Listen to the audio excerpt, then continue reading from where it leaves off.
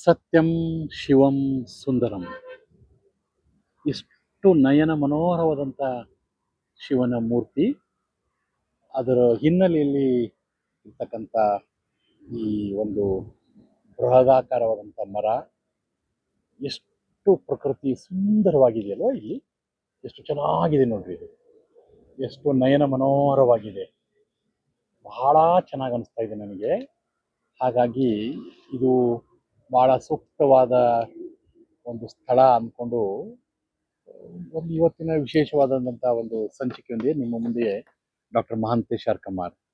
ಇವತ್ತು ಏಪ್ರಿಲ್ 22, 2026, ವಿಶ್ವ ಭೂಮಿ ದಿನ. ಅಂದರೆ ನಾವೇನು ಕರಿತೀವಿ ವರ್ಲ್ಡ್ ಅರ್ತ್ ಡೇ ಅಂತ ಕರಿತೀವಿ ಅಲ್ವಾ. ಇದನ್ನು ಪ್ರತಿ ವರ್ಷ ನಾವು 22 ಏಪ್ರಿಲ್ ಸೆಲೆಬ್ರೇಟ್ ಮಾಡ್ತಾ ಹೋಗ್ತೀವಿ.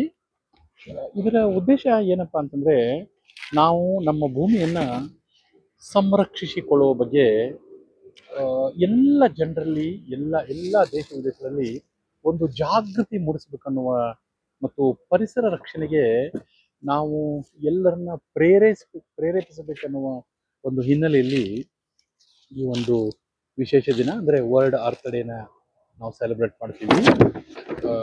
ಇದರ ಉದ್ದೇಶ ನಿಮ್ಗೆ ಗೊತ್ತಿದೆ. ಪ್ರಕೃತಿ ಸಂಪನ್ಮೂಲಗಳು ಏನಿದಾವೆ ನಮಗೆ ಕೊಟ್ಟಂಥ ಭಗವಂತ ಅಥವಾ ಈ ನಿಸರ್ಗ ಏನು ಕೊಟ್ಟಿದೆ ಅವುಗಳನ್ನ ಕಾಪಾಡಿಕೊಳ್ಬೇಕು. ಮಾಲಿನ್ಯ ಆದಷ್ಟು, ಅಂದರೆ ಪರಿಸರ ಮಾಲಿನ್ಯ ಆಗಿರ್ಬೋದು ಅಥವಾ ಈ ವಾಯು ಮಾಲಿನ್ಯ, ಇಡೀ ಪರಿಸರ ಮಾಲಿನ್ಯವನ್ನು ಕಡಿಮೆ ಮಾಡಬೇಕು. ಆಮೇಲೆ ನಾವೆಲ್ಲ ಸಸ್ಟೈನ್ಡ್ ಲೈಫ್, ಅಂದರೆ ಸ್ಥಿರವಾದ ಜೀವನ ಶೈಲಿ ಮಾಡ್ಕೊಳ್ತಕ್ಕಂಥ ಪ್ರಯತ್ನ ಮಾಡಬೇಕು. ಅದ್ರ ಜೊತೆಗೆ ಈ ಪರಿಸರದ ಬಗ್ಗೆ ಜಾಗೃತಿ ಮೂಡಿಸ್ಬೇಕು ಜನಗಳಿಗೆಲ್ಲ. ಪರಿಸರ ಬಹಳ ಇಂಪಾರ್ಟೆಂಟ್ ಅನ್ನುವ ಉದ್ದೇಶದ ಹಿನ್ನೆಲೆಯಲ್ಲಿ ಈ ದಿನವನ್ನು ಆಚರಿಸ್ತಾ ಇರ್ತೀವಿ. ಇದು ಆ್ಯಕ್ಚುಲಿ ಈ ವರ್ಲ್ಡ್ ಅರ್ತ್ ಡೇ ಇದೆಯಲ್ಲ, ಇಟ್ ಸ್ಟಾರ್ಟೆಡ್ ಇನ್ 1970. ನಾನು ಹುಟ್ಟೋಕ್ಕಿಂತ ಮುಂಚೆ ಇದು 1970ಯಲ್ಲಿ ಇದನ್ನು ಪ್ರಾರಂಭ ಮಾಡಿದವರು ಯಾರಂದರೆ, ಒಬ್ಬರು ಅಮೇರಿಕಾದ ಸೆನೆಟರ್, ಅವ್ರ ಹೆಸರು ಗೇಲಾರ್ಡ್ ನೆಲ್ಸನ್ ಅಂತ. GAYLORD, Gaylord Nelson, NELSON. ಇವರು ಅಮೇರಿಕದ ಸೆನೆಟರ್. ಇದನ್ನ ಭೂಮಿ ಬಗ್ಗೆ, ಪರಿಸರದ ಬಗ್ಗೆ ಕಾಳಜಿ ಜನರಲ್ಲಿ ಮೂಡಲಿ, ಇದು ಬಹಳ important aspect of the life ಅಂತ ತಿಳಿಸೋ ಸಲುವಾಗಿ ಇದನ್ನು ನಮಗೆ ಸ್ಟಾರ್ಟ್ ಮಾಡ್ತಾರೆ. ಹವಾಮಾನ ಬದಲಾವಣೆ, ಇದು ಏನು ಡಿಫಾರೆಸ್ಟೇಷನ್ ಅಥವಾ ಅರಣ್ಯ ನಾಶ, ಮಾಲಿನ್ಯ, ಪರಿಸರ ಮಾಲಿನ್ಯ, ಆಮೇಲೆ ಡಿಕ್ಲೈನ್ ಇನ್ ಬಯೋಡೈವರ್ಸಿಟಿ, ಅಂದರೆ ಜೀವ ವೈವಿಧ್ಯದ ಅದೇನು ಇದೆಯಲ್ಲ ಅದೆಲ್ಲ ಕುಗ್ತಾ ಇದೆ, ಹಾಳಾಗಿ ಹೋಗ್ತಾ ಇದೆ. ಎಷ್ಟೋ ಸಾವಿರಾರು ಜಾತಿಯ ಪ್ರಾಣಿ ಪಕ್ಷಿ ಗಿಡ ಮರಗಳು ನಮ್ಮಿಂದ ಆಲ್ರೆಡಿ ಕಣ್ಮರೆ ಆಗಿದ್ದಾವೆ. ಅದು ತಮ್ಮ ಗಮನಕ್ಕೂ ಬಂದಿರುತ್ತೆ ಅಥವಾ ತಾವು ಕೇಳಿರ್ತೀರಿ. ಇವುಗಳ ಬಗ್ಗೆ ಒಂದು ಅರಿವು ಮೂಡಿಸ್ಬೇಕು, ಜಾಗೃತಿ ಮೂಡಿಸ್ಬೇಕು ಅನ್ನೋ ಉದ್ದೇಶದಿಂದ ಗೇಲಾರ್ಡ್ ನೆಲ್ಸನ್ ಇದನ್ನು ಸ್ಟಾರ್ಟ್ ಮಾಡ್ತಾರೆ. ನಾವೇನು ಮಾಡ್ಬೋದು ಸರ್ ಇದಕ್ಕೆ ನಮ್ಗೇನು ಬರುತ್ತೆ ಅಂತಂದರೆ, ನಾವೇನು ಮಾಡ್ಬೋದು ಅಂದರೆ ಮರಗಳು ನೆಡುವುದು. ನೋಡಿ, ಇದೊಂದು ಚೆನ್ನಾಗಿದೆ ಮರ, ಅದಕ್ಕಾಗಿ ನಾನು ಇದನ್ನು ತೋರಿಸ್ತಾ ಇದ್ದೀನಿ. ಇದ್ರ ಹಿನ್ನೆಲೆಯಲ್ಲಿ ಮಾತಾಡ್ತಾ ಇರೋದು. ಎಷ್ಟು ಚೆನ್ನಾಗಿದೆ, ಎಷ್ಟು ಬೃಹದಾಕಾರವಾಗಿದೆ, ಎಷ್ಟು ಚೆನ್ನಾಗಿದೆ. ಇದು ನಮ್ಮ ಬೈಪಾಸಿಗೆ, ದಾವಣಗೆರೆ ಬೈಪಾಸಿಗೆ ಅಟ್ಯಾಚ್ ಆಗಿ ನಮ್ಮ ಬನಶಂಕರಿ ಬಡಾವಣೆಯಲ್ಲಿ ಇರ್ತಕ್ಕಂಥ ಏನು ಒಂದು ಸಂಭ್ರಮ ಹೋಟ್ಲ್ ಇದೆ. ಆ ಹೋಟೆಲ್ನ ಆವರಣದಲ್ಲಿ ಈ ಗಿಡ ನನಗೆ ಸಿಕ್ತು ಇವತ್ತು. ಹಾಗಾಗಿ ಇದನ್ನು ನಿಮ್ಮ ಜೊತೆಗೆ ಹಂಚ್ಕೋತಾ ಇದ್ದೀನಿ. ಆ ಗಿಡ ನೋಡಿದ ಮೇಲೆ ನನಗೆ ಈ ವರ್ಲ್ಡ್ ಡೇ ಬಗ್ಗೆ ಮಾತನಾಡಬೇಕು ಅನ್ನುವ ಆಸಕ್ತಿ ಮೂಡಿ ನಿಮ್ಮ ಜೊತೆಗೆ ಇದು ಹಂಚ್ಕೋತಾ ಇದ್ದೀನಿ. ಮರಗಳು ನೆಡ್ತಕ್ಕಂಥದ್ದು ನೋಡಿ ಎಷ್ಟು ಚೆನ್ನಾಗಿದೆ. ಮನೆ ಮುಂದೆ ಈ ಥರ ಮರಗಳಿದ್ರೆ ಹೇಗಿರುತ್ತೆ. ಆದರೆ ನಮಗೆ ಗ್ರಹಚಾರ ಏನಂದರೆ, ನಾವೊಂದು 30-40 30-50 ಸೈಟಲ್ಲಿ ಮನೆ ಕಟ್ಟಿ ಅದರ 1 ಇಂಚ್ ಇನ್ನೂ ಎನ್ಕ್ರೋಚ್ಮೆಂಟ್ ಮಾಡಿ ನಾವು ಜಾಗ ಕಬಳಿಸಿ ರೋಡ್ವರೆಗೆ ಮನೆ ಕಟ್ಟಿರ್ತೀವಿ ಹೊರತಾಗಿ ಗಿಡ ಮರ ಹಾಕಲಿಕ್ಕೆ ನಾವು ಜಾಗನ ಬಿಟ್ಟಿರಲಿಲ್ಲ. ಗಿಡ ಮರಗಳು ನಮ್ಮ ಜೀವನದ ಅವಿಭಾಜ್ಯ ಅಂಗ ಅನ್ನೋದು ನಾವು ತಿಳ್ಕೊಳ್ಳೋದೇ ಇಲ್ಲ. ನಾವೇನೋ ಅದು ಇನ್ಯಾರೋ ಎಲ್ಲೋ ಮಾಡಬೇಕು ಅಂತೆ, ಗಿಡ ಹಾಕ್ಬೇಕಂತೆ, ನಾವು ಆರಾಮಾಗಿರ್ಬೇಕಂತೆ ಅಂತೇಳಿ ಹಾಗೆ ಆ ಥರದ ಒಂದು ಮನೋಭಾವ ನಮ್ಮಲ್ಲಿ ಇದೆ. ಅದಕ್ಕೆ ಸರಿಯಾಗಿ ಪರಿಸರ ನಮಗೆ ಪಾಠ ಕಲಿಸುತ್ತೆ. ಅದು ಕಲಿಯೋರಿಗೆ ನಾವು ಬುದ್ಧಿ ಕಲಿಯಲ್ಲ ಅಂತ ಅಂದ್ಕೊಂಡಿದ್ದೀನಿ. ಇಲ್ಲೊಂದು ಎಷ್ಟು ಚೆನ್ನಾಗಿ ಸೈಕ್ಯಾಸ್ ಮರ ಇದೆ ನೋಡಿ. ಇದೆಲ್ಲ ಭಾಳ ಚೆನ್ನಾಗಿ ಮಕ್ಕಳಿಗೆ ತಿಳಿಸ್ಬೇಕಿದೆ. ಇದೊಂದು ಸೈಕ್ಯಾಸ್ ಮರ, ಇದು ಭಾಳ ಚೆನ್ನಾಗಿ ಇದೆ. ಇಲ್ಲಿ ಪರಿಸರ ಭಾಳ ಆಹ್ಲಾದಕರವಾಗಿದೆ. ಹಾಗಾಗಿ ಮರಗಳನ್ನ ನೆಡತಕ್ಕಂಥದ್ದು, ಪ್ಲಾಸ್ಟಿಕ್ ಬಳಕೆ ಕಡಿಮೆ ಮಾಡೋಣ, ಅದೊಂದು ಪ್ರಯತ್ನ ನಾವು ಮಾಡ್ಬೋದು. ಅದ್ರ ಜೊತೆಗೆ ನೀರು ಮತ್ತು ವಿದ್ಯುತ್, ಇದನ್ನು ಎರಡನ್ನೂ ಉಳಿಸ್ಲಿಕ್ಕೆ ಪ್ರಯತ್ನ ಮಾಡೋಣ. ಅಂದರೆ ಮಿತವಾದ ಬಳಕೆ, ನಮ್ಗೆ ಎಷ್ಟು ಅವಶ್ಯಕತೆ ಇದೆ ಅಷ್ಟು ಬಳಸೋಕ್ಕೆ ಪ್ರಾಮಾಣಿಕ ಪ್ರಯತ್ನ ಮಾಡ್ಬೋದು. ಆಮೇಲೆ ಪರಿಸರದ ಸ್ವಚ್ಛತೆ ಕಾಪಾಡಲಿಕ್ಕೆ ನಾವು ಒಂದಿಷ್ಟು ಜಾಗೃತಗೊಳ್ಳಬೇಕು. ಆ, ಪರಿಸರದ ಜಾಗೃತಿ ಬಗ್ಗೆ ನಾವು ಜನರ ಜೊತೆಗೆ ಮಾಹಿತಿ ಹಂಚ್ಕೊಳ್ತಕ್ಕಂಥ ಕೆಲಸ ಮಾಡ್ಬೋದು. ಆ, ಇದರ ಮೂಲ ಉದ್ದೇಶ ಏನಪ್ಪಾ ಅಂತಂದ್ರೆ ನೋಡಿ, ಈ ಗಿಡ ಎಷ್ಟು ಚೆನ್ನಾಗಿದೆ, ಏನು ಚೆನ್ನಾಗಿದೆ, ಅದರ ಬಿಳಿಲುಗಳು ಎಷ್ಟು ಚೆನ್ನಾಗಿದೆ, ಎಷ್ಟು ಚೆನ್ನಾಗಿದೆ. ಮಕ್ಕಳಿಗೆ ಇದೆಲ್ಲ ನೋಡೇ ಇಲ್ಲ ಅಂದ್ಕೊಂಡಿದ್ದೀನಿ, ಇದನ್ನೆಲ್ಲ ಎಂಜಾಯ್ ಮಾಡಲ್ಲ ಅವರು. ನೋಡಿ ಇದೆಲ್ಲ ಕರ್ಕೊಂಬಂದು ಅಟ್ಲೀಸ್ಟ್ ಮರ ತೋರಿಸ್ಬೇಕು ಅವ್ರಿಗೆ ಎಷ್ಟು ಚೆನ್ನಾಗಿದೆ ಅಂತೇಳಿ. ಆ, ಹ್ಮ್, ಇದ್ರದ್ದು ಏನು ಸಂದೇಶ ಸರ್ ಅಂತಂದ್ರೆ ನೋಡಿ, ಬಹಳ ಚೆನ್ನಾಗಿದೆ. ನನಗೆ ಇದು ನೆನಪು ಬರ್ತಾ ಇದೆ. ಸುಮ್ಮನೆ ಹಾಗೆ ತೋಚಿದ್ದು ಈಗ ಹೇಳ್ತಾ ಇರೋದು. ಆ, ಭೂಮಿ ನಮ್ಮದು ಅಲ್ಲ. ಏನ್ ಸರ್ ನೀವು ಹೆಂಗ್ ಹೇಳ್ತೀರಿ? ಎಸ್ ಎಸ್ ಎಸ್, ಭೂಮಿ ನಮ್ಮದಲ್ಲ, ನಾವು ಭೂಮಿಯವರಾಗಿದ್ದೀವಿ ಅಷ್ಟೇನೆ. ನಾವು ಭೂಮಿ ಮೇಲೆ ಬಂದಿದ್ದೀವಿ. ಇದಿತ್ತು, ನಾವು ಇಲ್ಲ ಅಂದ ಕಾಲದಲ್ಲಿ ಇತ್ತು, ನಾವು ಇರುವ ಕಾಲದಲ್ಲಿ ಇರುತ್ತೆ, ಮುಂದೆನೂ ಇರುತ್ತೆ ಅಲ್ವಾ. ಭೂಮಿ ನಮ್ಮದಲ್ಲ, ನಾವು ಬಂದಿದ್ದೀವಿ ಅಷ್ಟೇನೆ ಇಲ್ಲಿ. We are just guest. Just use it properly, never try to misuse it and leave it for the next generation ಅಂತ. ಹಾಗಾಗಿ ಭೂಮಿ ನಮ್ಮದಲ್ಲ, ನಾವು ಭೂಮಿಯವರಾಗಿದ್ದೀವಿ ಅಷ್ಟೇ. ಈ ಕಾನ್ಸೆಪ್ಟ್ ಮೇಲೆ ಮಕ್ಕಳಿಗೆ ಈ ಸಸ್ಟೈನ್ ಲೈಫ್ ಮಾಡೋಕ್ಕೆ ಪ್ರೇರೇಪಣೆ ಮಾಡಬೇಕು. ನೆಕ್ಸ್ಟ್ ಜನ್ರೇಷನ್ಗಂತೂ ಇನ್ನೂ ಚಾಲೆಂಜಸ್ ಇರುತ್ತೆ. ಹಾಗಾಗಿ ಪ್ರತಿ ವರ್ಷ ಒಂದೊಂದು ಥೀಮ್ ಇರುತ್ತೆ. ಈ ವರ್ಷದ ಥೀಮ್ ಭಾಳ ಚೆನ್ನಾಗಿದೆ ರೀ. 2026 ಥೀಮ್ ಏನಿದೆ ಅಂದರೆ ನೋಡಿ, ಅಂದರೆ ವರ್ಲ್ಡ್ ಅರ್ತ್ ಡೇದ ಥೀಮ್ ಏನಿದೆ ಅಂದರೆ, ಓಕೆ ಹಾಂ, ಅವರ್ ಪಾವರ್ ಅವರ್ ಪ್ಲಾನೆಟ್ ಅಂತ ನೋಡಿ, ಚೆನ್ನಾಗಿದೆ. ಅಂದರೆ ನಮ್ಮ ಶಕ್ತಿ ನಮ್ಮ ಭೂಮಿ ಅಂತೇಳಿ. ಓ ನೋಡಿ ಚೆನ್ನಾಗಿದೆ. ಮತ್ತೊಮ್ಮೆ ಶಕ್ತಿ ಸ್ವರೂಪವಾದಂಥ ಶಿವನನ್ನ ನೋಡ್ತಾ ಎಷ್ಟು ಚೆನ್ನಾಗಿ ಹೇಳ್ತಾ ಇದ್ರು ಅವರು, ನಮ್ಮ ಶಕ್ತಿ ನಮ್ಮ ಭೂಮಿ ಅಂತೇಳಿ. ಹೀಗಂದ್ರೆ ಏನು ಸರ್ ಅಂತಂದರೆ, ನಾವು ಈ ಏನು ಶಕ್ತಿ ಮತ್ತು ಜವಾಬ್ದಾರಿನ ನಮಗೆ ನಮ್ಮ ಮನುಷ್ಯರದು, ನಾವು ಹೆಂಗೆ ಶಕ್ತಿನ ಯೂಸ್ ಮಾಡ್ಕೋಬೇಕು, ಅಂದರೆ ಎನರ್ಜಿ ಹೆಂಗೆ ಯೂಸ್ ಮಾಡಬೇಕು, ಹೌ ಟು ಪ್ರೊಟೆಕ್ಟ್ ಎನ್ವೈರನ್ಮೆಂಟ್ ಅನ್ನೋದನ್ನ ಕುರಿತು ಹೇಳ್ತಕ್ಕಂಥದ್ದು. ನಾವು ಏನು ಮಾಡ್ಬೋದು ಅಂತಂದರೆ, ಈ ಏನು ಹವಾಮಾನ ಬದಲಾವಣೆ ಆಗ್ತಾ ಇದೆ, ಅಂದರೆ ಕ್ಲೈಮ್ಯಾಟಿಕ್ ಚೇಂಜಸ್, ಡ್ರಾಸ್ಟಿಕ್ ಚೇಂಜಸ್ ಆಗ್ತಾ ಇದೆ.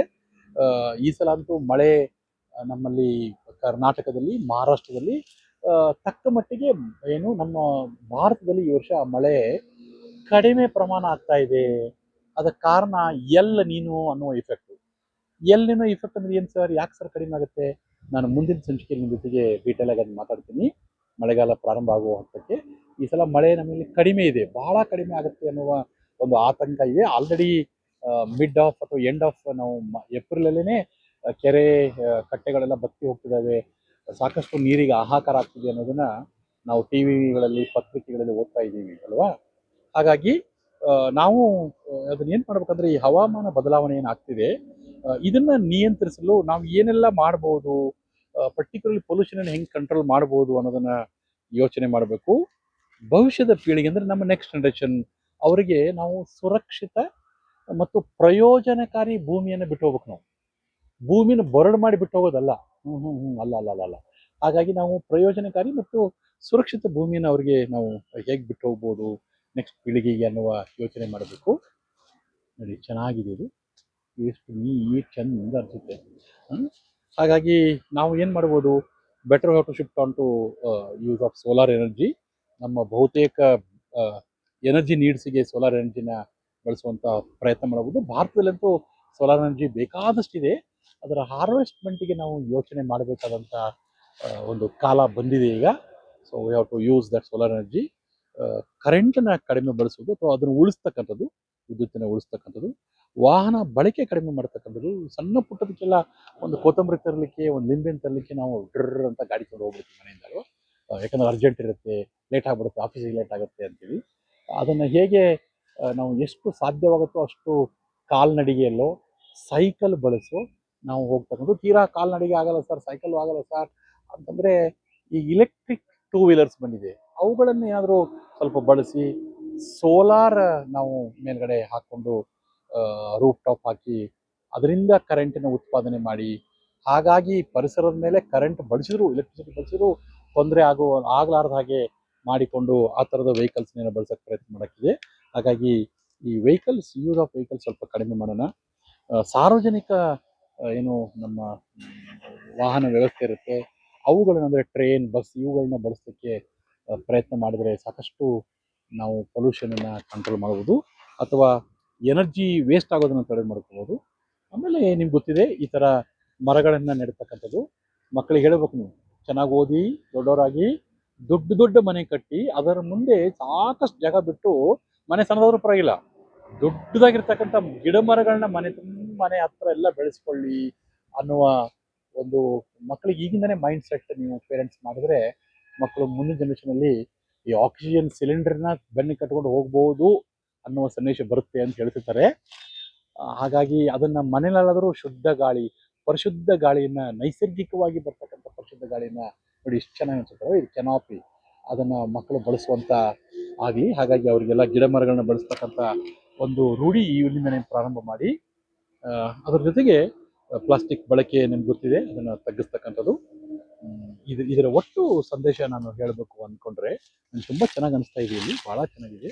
ಇದೊಂದು ಭಾಳ ನೀಟಾಗಿರ್ತಕ್ಕಂಥ ಒಂದು ಗಿಡ ಮರಗಳನ್ನ ಬೆಳೆಸಿದ್ದಾರೆ. ಇದಕ್ಕೆ ಏನಂದರೆ, ನಮ್ಮ ಶಕ್ತಿಯನ್ನು ನಾವು ಸರಿಯಾದ ದಾರಿಗೆ ಬಳಸಿದ್ರೆ ನಮ್ಮ ಭೂಮಿಯ ಭವಿಷ್ಯ ಸುರಕ್ಷಿತವಾಗಿರುತ್ತದೆ ಅಂತ ನಾನು ಹೇಳ್ಬೋದು. ಅಂದರೆ we need to utilize the resources, particularly energy, in a proper and judicious way, proper way.